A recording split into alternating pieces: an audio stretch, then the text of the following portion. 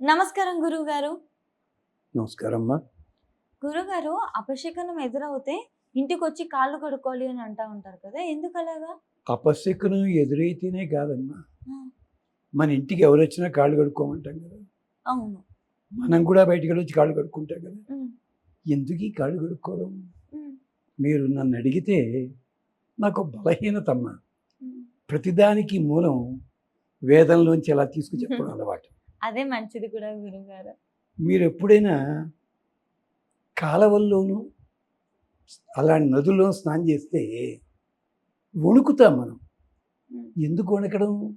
Science వాళ్ళంతా చెప్తారు, temperature difference, నీ బాడీ టెంపరేచర్కి వాటర్ టెంపరేచర్కి తేడా వచ్చినప్పుడు ఈ షేకింగ్ అన్నది వస్తుంది.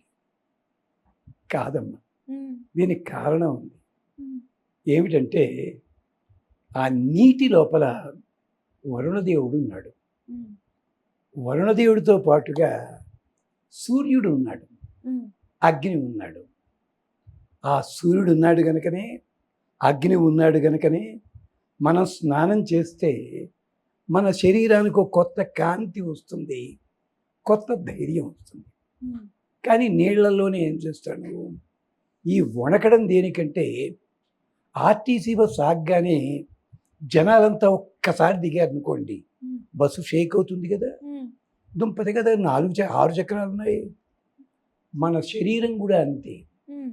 నీళ్లల్లోకి వెళ్ళగానే మన శరీరంలో పాపపుణ్యాలు రెండూ ఉన్నాయి. ఓకే. ఈ పాపాలు ఉన్నాయని మనకు తెలియదు. ఊరి నాయనో వీడు నీళ్ళల్లో గెడుతున్నాడు అని చెప్పి ఈ పాపాలన్నీ బయటికి పోయే ప్రయత్నం చేస్తాయి ఒకేసారి. ఆ! అందుకని బాడీ షేక్ అవుతుంది. ఎందుకని? ఆ! యా సాగం రాజా వరుణో యాతి అపశ్యన్ జనానాన్ చెప్తోంది వేదం, యజుర్వేదం. ఆ నీళ్లల్లో ఉండే వరుణదేవుడు ఉన్నాడే, హ్మ్. అపశ్యన్ జనానాన్, వచ్చే జనుల పాపపుణ్యాలన్నీ కూడా హ్మ్. యా సాగం రాజా వరుణో యాతి మధ్యే అపశ్యన్ జనానాన్, మంచి పనులు చెడు పనులు అన్నీ చూస్తుంటాడు. హ్మ్. చూస్తుండి ఈ పాపములన్నిటినీ కూడా శిక్షిస్తాడు వరుణదేవుడు. హ్మ్. ఆ భయం కొద్దీ ఈ పాపాలు బయటికి పోయే ప్రయత్నం చేస్తాయి. సంధ్యావందనంలో కూడా ఇదే మంత్రం ఉంది. నెత్తిమి నీళ్లు చల్లుకుంటూ ఈ మమ్మే వరుణ శృధీయవ అధ్యాచ మృడయ, మాకు సంతోషం కలిగించవయ్యా, తత్వాయామి బ్రహ్మణ వందమాన, నువ్వు భగవంతుడితో సమానం, నమస్కారం. అంతేకాదు, నేను చేసిన పాపాలు ఉంటాయే, పాపాలు తొలగించు. ఎలా తొలగించాలో తెలుసా? తప్పు చేసిన వాడికి సంఖ్యలు వేసి అట్ట పాపం, వాడు తప్పు చేయలేదని తెలిసింది, రాజుగారే స్వయంగా వచ్చి ఈ సంఖ్యలు విడదీస్తాడట. అలాగా నేను పాపాలు చేయలేదు కదా, ఇంకా నా పాపాలు అన్న ఉన్నది ఉంటే కనుక నువ్వే వచ్చి రాజుగారు ఎలాగైతే సంఖ్యలు ఊడదీస్తారో అలా ఊడదేవయ్యా, రక్షించడం.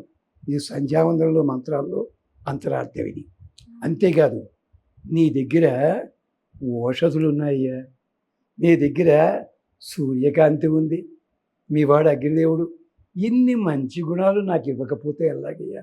నీ పిల్లాడిని కదయ్యా, హ్మ్. నీలోంచే పుట్టింది భూమి, ఆ భూమి మీద బతుకుతున్నవాడినయ్యా. ఎన్ని మంత్రాలమ్మా యజుర్వేదంలో ఇలాంటివి. హ్మ్. అందుకని ఎక్కడికైనా బయటికి వెళ్ళి వస్తున్నప్పుడు కానీ, హ్మ్. ఎక్కడైనా అపశకునం ఎదురైనప్పుడు కానీ మనం వెంటనే కాళ్ళు కడుక్కుంటే ఆ పాపములన్నీ తొలగిపోతాయి. హ్మ్. ఆ పాపములే కాదు, ఆ పాపములు కలిగించేలాంటి శకునములు ఏమున్నాయో అవి కూడా పోతాయి. అమ్మాయి అద్భుతంగా ఉంది, హ్మ్. పొద్దున్న శుభ్రంగా తేలిపోయింది. అక్కడ ఏమిటవి మేకప్ రూమ్లు ఏమిటో వాటిని అంటారు, అక్కడికి వెళ్ళి వచ్చింది, నీట్గా ఉంది. పెళ్లి కూతురు మళ్ళీ మంగళస్నానం దేనికేమో పని లేక మంగళస్నానం చేయించాలా? అవసరం ఉందా? లేదు కదా.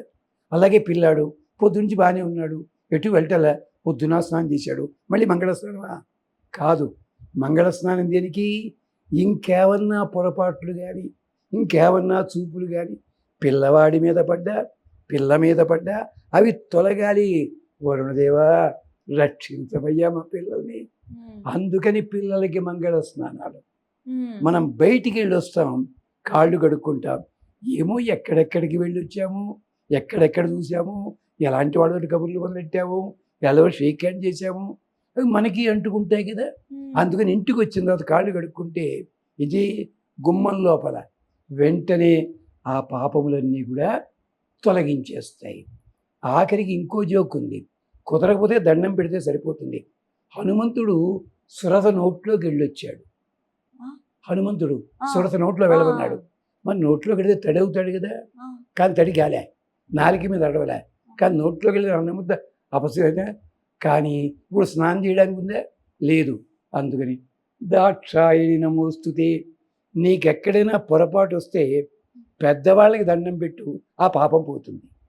అందుకని అమ్మ దండం అన్నాడు.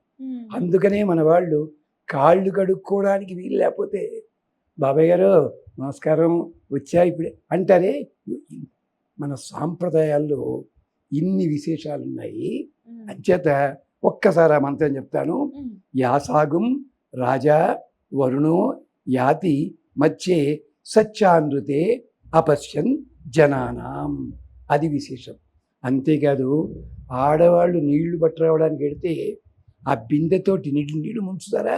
ముంచరు. ఇలా ఇలా ఇలా నీళ్లు తోసి తెచ్చుకుంటుంటారు.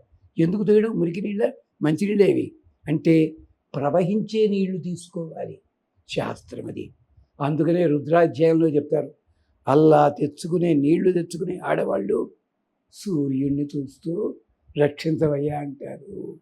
ఇంత గొప్పది పాద ప్రక్షాళన వెనకాల ఇంత అంతరార్థం ఉంది. చాలా మంచి విషయాలు చెప్పారు గురుగారు. ప్రశ్న అడిగినప్పుడు ఏదో సమాధానం చెప్తున్నాము అన్నట్టు కాకుండా శాస్త్రాల్లో వేదాల్లో ఏదుందో మాకు తెలిసేలాగా చేసి రుజువులతో సహా కథలతో సహా చాలా చక్కగా వివరించినందుకు చాలా ధన్యవాదాలు గురుగారు. మరి మీరు అడుగుతున్న ప్రశ్నలన్నీ కూడా ఎలాంటివి తెలుసమ్మా? వాటి సమాధానాలు సముద్రాన్ని పట్టుకొచ్చి చిన్న ఔన్స్ గ్లాసులో పెట్టమన్నట్టుగాను. అది తప్పదు. మీరు అడిగిన దాన్ని బట్టి చెప్పాలి. అది విశేషం. శుభం. ధన్యవాదాలు గురుగారు.